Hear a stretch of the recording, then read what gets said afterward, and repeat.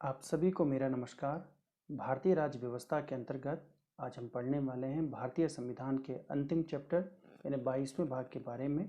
और इसके अंतर्गत जो आर्टिकल आ रहे हैं, इन आर्टिकलों को अब हम समझने का प्रयास करते हैं। इन आर्टिकलों में कौन कौन सी महत्वपूर्ण बातें समाहित हैं।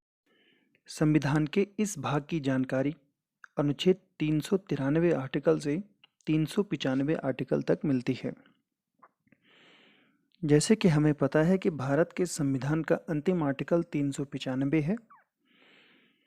393 आर्टिकल संविधान के संक्षिप्त नाम के बारे में जानकारी देता है। 394 आर्टिकल का टाइटल प्रारंभ है, जिसे कि आगे हम पढ़ेंगे।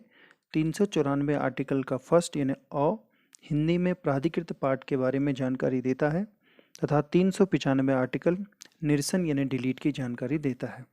तो कुल मिलाकर अगर हम भारतीय संविधान के 22वें भाग की बात करें तो इसमें 4 आर्टिकल हमारे लिए काम के बनते हैं। 393 आर्टिकल, 394 आर्टिकल, 394 का ए और 395 आर्टिकल। तो कुल मिलाकर 4 आर्टिकल हम इस भाग में पढ़ रहे हैं। वैसे 3 आर्टिकल हैं और 394 का खंड जरूर इसमें शामिल है। अब हम बात कर लेते हैं आर्टिकल 393 की। इसमें संक्षिप्त नाम लिखा है। हमें ध्यान रखना है कि संक्षिप्त नाम हम किसके बारे में बात कर रहे हैं। तो यहाँ संक्षिप्त नाम भारत के संविधान का है। जब भारत का संविधान बन रहा था तो उस समय संविधान निर्माताओं के सामने एक प्रश्न ये भी उठा था कि हम जिस संविधान को बनाने जा रहे हैं या फिर जिस संविधान को हम लिख रहे हैं उस संविधान का वास्तव में नाम क्या होगा। क्योंकि अगर देखा जाए तो भारत का पूरा नाम आर्टिकल फर्स्ट में लिखा हुआ है, इंडिया अर्थात भारत, जो कि राज्यों का संघ है। तो इस तरीके से ये हमारे पूरे देश का नाम है। तो क्या इस देश के संविधान में ये पूरा जोड़ा जाए? तो इस तरीके से यहाँ पर ये कहा गया कि 393 आर्टिकल भारत के संविधान का संक्षिप्त नाम कहता है, यानी भारत के संविधान का संक्षिप्त नाम भारत का संविधान है। तो अगर हम यहाँ पे नोट में ये भी लिखा हुआ कि भारत के संविधान का जो पूरा नाम है वो भारत का संविधान ही है। क्योंकि जब हम आर्टिकल फर्स्ट की बात करते हैं तो आर्टिकल फर्स्ट में ये लिखा हुआ है कि जो राज्य की हम बात करते हैं, क्योंकि संविधान में देश की जगह राज्य की बात की गई है।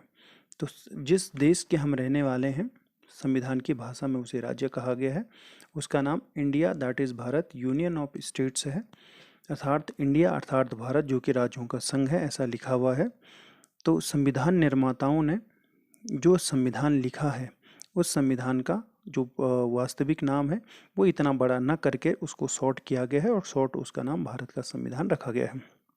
तो इस तरीके से हमें कहते हैं भारत के संविधान का जो नाम है वो कौन से आर्टिकल में मिलता है, 393 आर्टिकल में इसकी जानकारी हमें मिलती है और वास्तव में इसका बड़ा नाम भी भारत का संविधान ही है। तो ये आर्टिकल 393 ये समझाने का प्रयास करता है।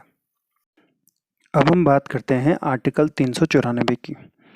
तो आर्टिकल 394 ये कहता है कि जब भारत का संविधान बना था तो उसके टाइम पीरियड में शुरुआती समय में कुछ आर्टिकल हमने पारित किए थे, उसी की जानकारी यहाँ पर इस आर्टिकल में मिलती है। 26 नवंबर 1949 को जब भारत का संविधान बन के तैयार हुआ था तो उस दिन कुल मिलाकर 16 आर्टिकल पारित हुए थे, जिसमें हम बात कर रहे हैं 5 आर्टिकल 6, 7, 8, 9 ये नागरिकता से संबंधित है, ये आर्टिकल इसमें पारित हुए।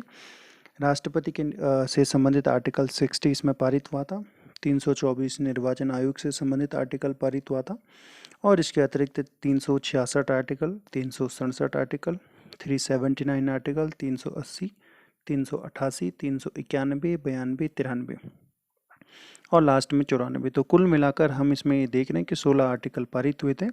इसमें से मुख्य रूप से 15 आर्टिकल थे और 16वां जो आर्टिकल है 394 वो इन 15 आर्टिकलों की जानकारी देता है। तो कुल मिलाकर अगर हम इसमें बात करें तो 16 आर्टिकल 26 नवंबर 1949 को पारित हुए थे। इनको छोड़कर बाकी सभी आर्टिकल 26 जनवरी 1950 को पारित और लागू हुए। अब हम बात कर लेते हैं आर्टिकल 394 के फर्स्ट की, जिसमें लिखा है हिंदी भाषा में प्राधिकृत पाठ। यानी इसका तात्पर्य है कि जब भारत का संविधान बना था तो मूल रूप से अंग्रेजी भाषा में बना था। हालांकि 1949 में अंग्रेजी भाषा के साथ हिंदी में भी लिखा गया था, लेकिन अंग्रेजी भाषा में कठिन शब्दों का इस्तेमाल किया गया था और आम जो लोग थे उनको संविधान समझने में दिक्कत महसूस होती है।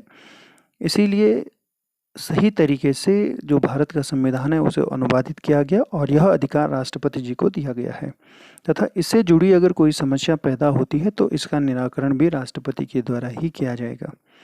मूल रूप से ये संविधान में नहीं था, इसे 58वां जो संविधान संशोधन है 1987 में जोड़ दिया गया।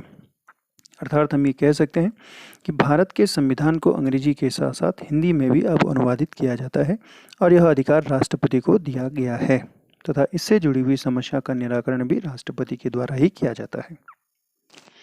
अब हम आगे अंतिम आर्टिकल के बारे में बात करते हैं। अनुच्छेद 395 निरसन की बात करता है। निरसन का तात्पर्य डिलीट से है।